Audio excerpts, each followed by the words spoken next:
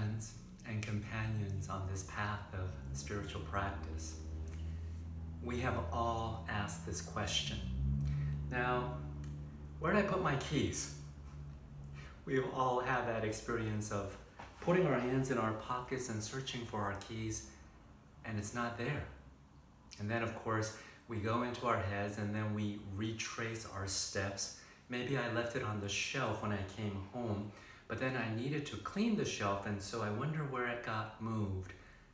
But we're asking all these questions, trying to find where our keys might be. We're searching for certainty.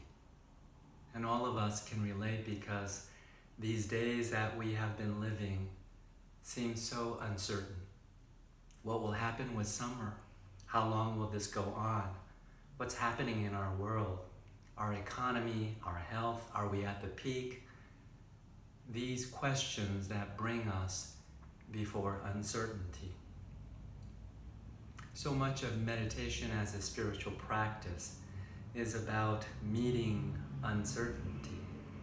We meet these questions, and as much as we dislike these questions, we tolerate these questions because they're transactional. As long as these questions deliver on their promise of an answer, then we'll suffer the questions, right?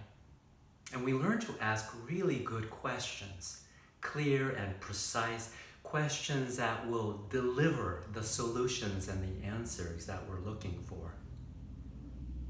But the beloved teacher of Zen Buddhism, Shunryu Suzuki Roshi, asked us to think about questions differently. He introduced this notion of beginner's mind because big questions with big uncertainties usually do not have easy and readily available answers. Big questions are about complexity, that merging of multiplicity and interconnectedness and simultaneity. When we face complexity, uncertainty looms large. Shunryu Suzuki Roshi asked us to look at questions not as transactions that will deliver answers. More than that, to look at questions as a way of discovering ourselves anew, our lives anew. And so rather than approaching questions for what they can deliver, Shunryu Suzuki Roshi asked us to bring a deeper respect for questions, to bring a deeper humility, and that this uncertainty is the path to touching mystery. Mystery that surrounds us, mystery from which we come. Mystery that confers the very depth and character to the meaning of our lives. Beginner's mind, says Suzuki Roshi, holds an offer of friendship.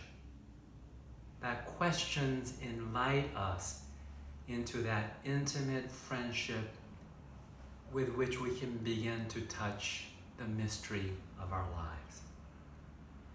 Beginner's mind asks, what is this? What is this summer? What is this pandemic? What is it to shelter in place? What is this state of our world? As we practice what is this, it is not just the intellectual content of that inquiry. It is a sensation of being disoriented, befuddled, right? This uncertainty, like diving into a pool of uncertainty, we find our minds and our bodies immersed in this uncertainty. And we want to climb out of those waters. And so thoughts and thinking will be so seductive. But beginner's mind asks us not for intellectual inquiry, but to step into the intimacy of questions that are about that felt sense of wonder, openness, vulnerability. It's about finding something more than an answer. Thinking and solutions and analysis and information, they provide a kind of light that's important.